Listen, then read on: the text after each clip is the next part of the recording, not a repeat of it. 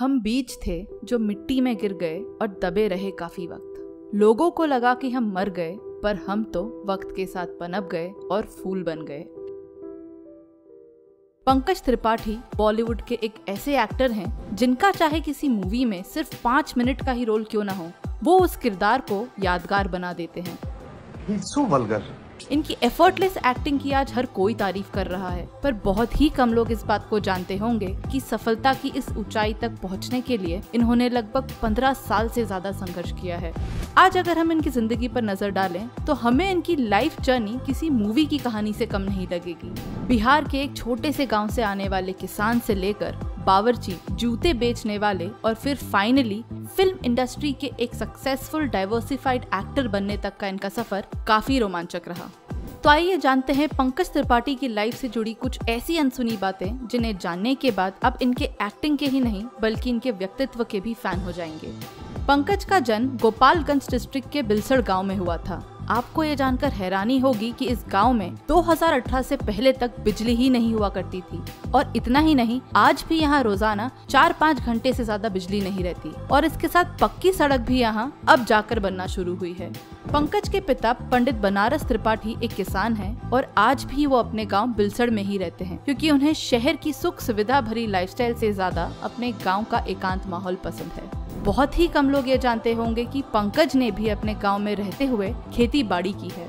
आज पंकज त्रिपाठी एक ऐसे एक्टर हैं जिनकी हर कोई तारीफ कर रहा है, लेकिन क्या आप जानते हैं कि एक छोटे से गांव में पले बड़े पंकज ने 10वीं कक्षा तक कभी सिनेमा घर या टीवी नहीं देखी, पर बावजूद इसके बचपन से ही उन्हें एक्टिंग का बहुत शौक था। वो अपने गांव में होने वाले छोटे मोटे नाटक में हर बार हिस्सा लिया करते थे और गांव वाले उनके प्रदर्शन की खूब सराहना भी करते। उनका कहना है कि यहीं से उन्हें एक एक्टर बनने की प्रेरणा मिली।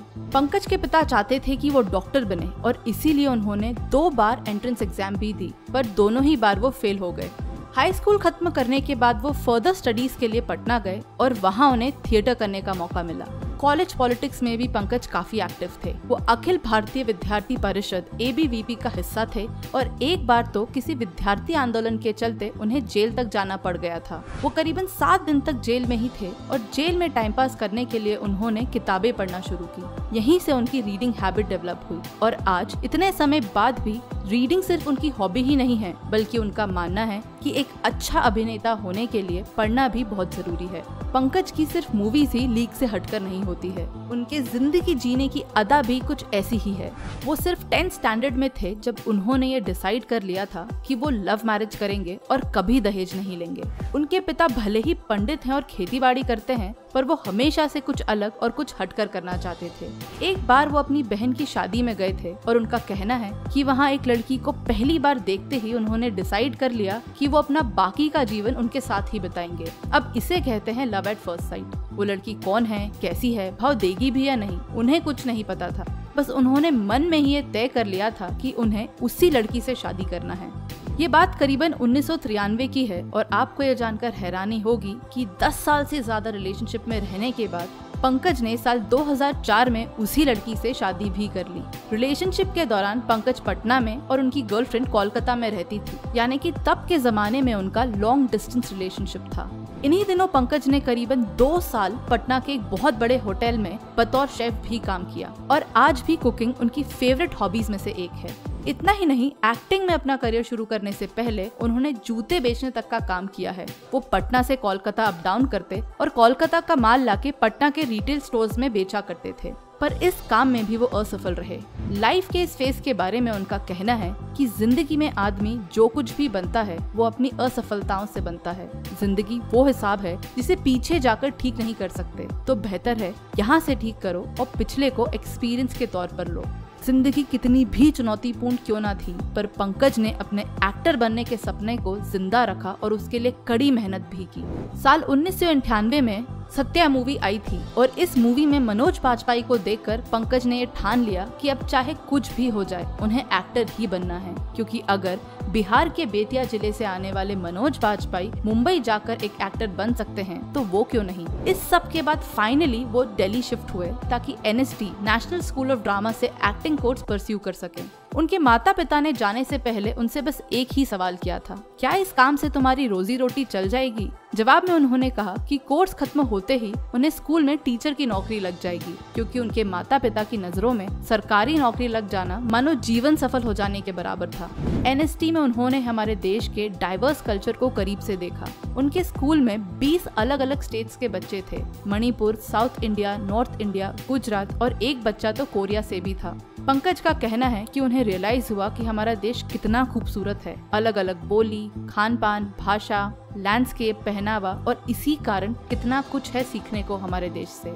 और इसीलिए खुद पंकज ने लगभग हमारा पूरा देश घूमा है। वो हर नदी जहाँ से उत्पन्न होती है और खत्म होती है घूमना चाहते हैं। उनका मानना है कि हमारे देश की विविध यात्रा हमें कुछ से कुछ और बना सकती है, और इसीलिए उन्होंने एक इंटरव्यू के दौरान सभी बच्चों से 12th स्टैंडर्ड के बाद भारत भ्रमण करने की गुजारिश की और कहा, चाहे ये काम बच्चे खुद करें या उनके माता पिता या भारत सरकार उनकी मदद करे, जिससे वो कम से कम पैसों में हमारा देश घूमकर हमारी संस्कृति से कुछ सीख सके।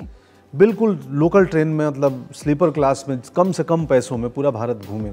NST में पढ़ना उनकी जिंदगी का बहुत ही महत्वपूर्ण समय रहा। एक तरफ वो अपने एक्टर बनने का सपना पूरा कर रहे थे, तो दूसरी तरफ उनकी लव लाइफ भी काफी खूबसूरत थी।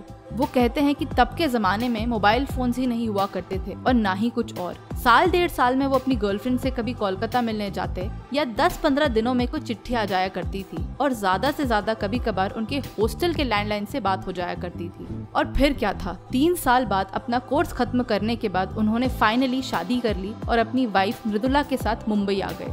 पर यहाँ से शुरू हुआ उनकी जिंदगी का असली स्ट्रगल। फिल्म इंडस्ट्री में उन्होंने करीबन 10-12 साल तक धक्के खाए। बहुत सालों तक तो वो चौकीदार को क्रॉस करके अंदर ऑफिसेज में ही नहीं जा पाए थे। बाहर अपना फोटो चौकीदार को देते और वापस आ जाते थे। ऐसा इसलिए क्योंकि उन दिनों कास्टिंग डायरेक्टर्स ही नहीं हुआ करते थे।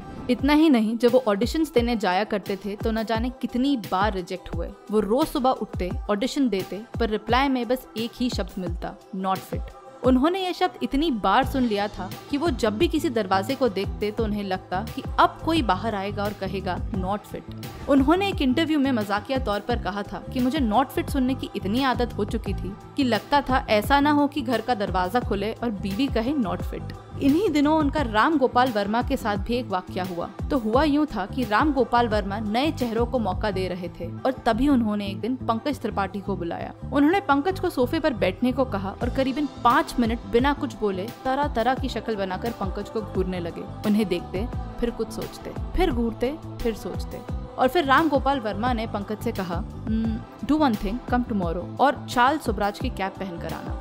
पंकज के कड़की के दिन चल रहे थे, फिर भी उन्होंने 3600 की जैकेट और कैप खरीदी और सीधे पहुंच गए राम गोपाल वर्मा के ऑफिस। उस दिन भी राम गोपाल वर्मा ने उन्हें बैठने को कहा। उन्हें देखा, फिर कुछ सोचा, फिर देखा, फिर कुछ सोचा, और फिर उसके बाद देखना ही छोड़ दिया। कहने की बात यह है कि राम गोपाल वर्मा फिर उनसे कभी नहीं मिले। आज भी जब पंकज इस इंसिडेंट को याद करते हैं तो हंस पड़ते हैं। पंकज बताते हैं कि उनके स्ट्रगल के दिनों में उनकी वाइफ मृदुला ने उनका बहुत साथ दिया। इतना कि एक वक्त था जब पंकज सिर्फ अपनी एक्टिंग पर काम कर रहे थे, तब पूरा घर सिर्फ उनकी वाइफ चलाया करती थी। वो एक स्कूल में टीचर थी और घर के सारे फाइनेंसेस वो खुद मैनेज करती थी, ताकि पंकज के एक्टर बनने का सपना पूरा हो सके। फाइनली कुछ साल बाद पंकज ने टीवी शो से लेकर छोटे मोटे एड फिल्म्स करना शुरू किए, और अपनी पहली सैलरी से उन्होंने खुद के लिए स्प्लेंडर बाइक ली। वो करीबन 3-4 दिन देर रात 12 बजे उठते और अपनी घर की खिड़की से झांक कर देखते कि उनकी बाइक खड़ी तो है ना। उसी दौरान रन फिल्म के लिए एक कैरेक्टर को ढूंढा जा रहा था जिसे सिर्फ 2 सीन्स करने थे। तभी पंकज जिस हॉस्टल में रहते थे वहाँ के चौकीदार से किसी ने पूछा कि आसपास कोई एक्टर है क्या, तो चौकीदार ने पंकज के बारे में बताया। फिर पंकज का ऑडिशन लिया गया और उनको फाइनल कर दिया गया। उन्होंने रन फिल्म में विजय राज के साथ 2 सीन्स किए। पंकज के कैरेक्टर का ना तो मूवी में कोई नाम था, और यहाँ तक कि सीन्स में पंकज की नहीं किसी और की आवाज डब की गई थी। 5 रुपए वाला चिकन बिरयानी भैया, वो कौवा बिरयानी है। अब खाइएगा कौवा बिरयानी तो मोहम्मद रफी जैसा आवाज थोड़ा ही आएगा। इस फिल्म के लिए पंकज ने 2 दिन काम किया और 2 दिन के लिए उन्हें 8000 का चेक मिला। हालांकि इस फिल्म से पंकज को कोई पहचान तो नहीं मिली, पर जो चेक उन्हें मिला था उस पर श्रीदेवी की साइन थी, और ये उनके लिए एक बहुत बड़ी बात थी। लेकिन अब समय कुछ ऐसा बदला कि उसी श्रीदेवी की बेटी जानवी कपूर के साथ पंकज गुंजन सक्सेना की बायोपिक में उनके पिता का रोल निभा रहे हैं। पंकज ने फरहान अख्तर की लक्ष्य फिल्म के लिए भी ऑडिशन दिया था, और फिल्म में उन्हें सूबेदार कुलदीप सिंह के रोल के लिए सिलेक्ट किया गया। उन्होंने ले में ऋतिक के साथ कई दिनों तक शूट किया। बिहार का लाल ऋतिक के साथ अगली मूवी में दिखाई देने वाला है। ये खबर उस समय बिहार के लोकल न्यूज़पेपर्स में छप चुकी थी। पंकज खुद को पर्दे पर देखने के लिए काफी एक्साइटेड थे और जब फिल्म लगी तो वो अपने साथ अपनी पूरी फैमिली और सभी रिश्तेदारों को भी लेकर गए थे। पर पूरी मूवी में वो कहीं भी दिखाई नहीं दिए, क्योंकि उनके सीन्स को ही नहीं बल्कि पूरे कैरेक्टर को मूवी से हटा दिया गया था। उन्हें इस बात से इतनी ठेस पहुंची कि उन्होंने डिसाइड कर लिया कि अब चाहे वो छोटा रोल करे या बड़ा, उसे इस तरह करेंगे कि अपनी एक अलग छाप छोड़ जाएंगे। हाल ही में आई फिल्म सुपर 30 में पंकज फाइनली ऋतिक के साथ बड़े पर्दे पर दिखाई दिए और शूटिंग के दौरान उन्होंने ऋतिक से कहा कि वो दोनों पहले भी एक साथ काम कर चुके हैं। तो ऋतिक को सिर्फ अग्निपथ मूवी का ही ख्याल आया। तब पंकज ने ऋतिक को याद दिलवाया कि वो इससे पहले लक्ष्य मूवी में भी साथ काम कर चुके हैं। लक्ष्य के बाद पंकज ने फरहान अख्तर के साथ फुकरे रिटर्न्स और मिर्जापुर जैसी हिट वेब सीरीज में भी काम किया है। रन, ओमकारा, शौर्य, अग्निपथ, धर्म और अपहरण जैसी मूवीज में छोटे मोटे रोल करने के बाद फाइनली साल 2012 में पंकज को गैंग्स ऑफ वासेपुर मूवी से लोकप्रियता मिली और लोग उन्हें जानने लगे। सुल्तान, अबे रुक! सुल्तान, क्या कर रहा है?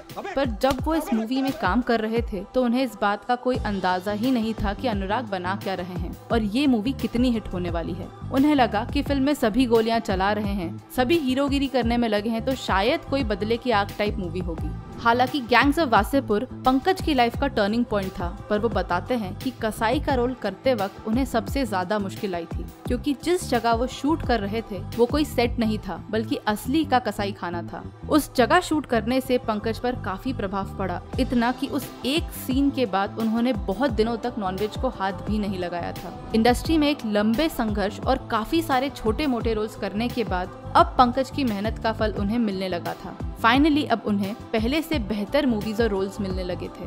गैंग्स ऑफ वासेपुर के अलावा स्त्री, बरेली की बर्फी, मसान, ताशकंद फाइल्स, न्यूटन, नील बटा सन्नाटा और दिलवाले जैसी सुपरहिट मूवीज का पंकज एक महत्वपूर्ण हिस्सा रहे और उन्हें हर रोल के लिए सराहा गया।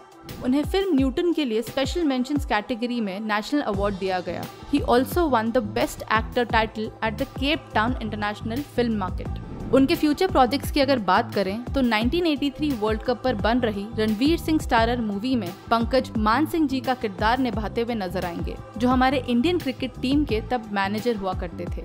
साल 2018 में आई वेब सीरीज मिर्जापुर पंकज की one of the best performances में से एक है। पंकज जिसके लीड रोल में कालीन भैया का किरदार निभा रहे हैं। डरते हैं सब, पर डर की यही दिक्कत है कि कभी भी खत्म हो सकता है। मिर्जापुर की कहानी से लेकर पंकज का किरदार सभी देखने लायक है, इसीलिए अगर आपने अब तक मिर्जापुर नहीं देखी तो इसे जरूर देखें, क्योंकि जल्द ही इसके सेकंड पार्ट आने की भी गुंजाइश है। आज अपनी मेहनत और सब्र के कारण पंकज त्रिपाठी अपनी सफलता की ऊंचाइयों को छू रहे हैं।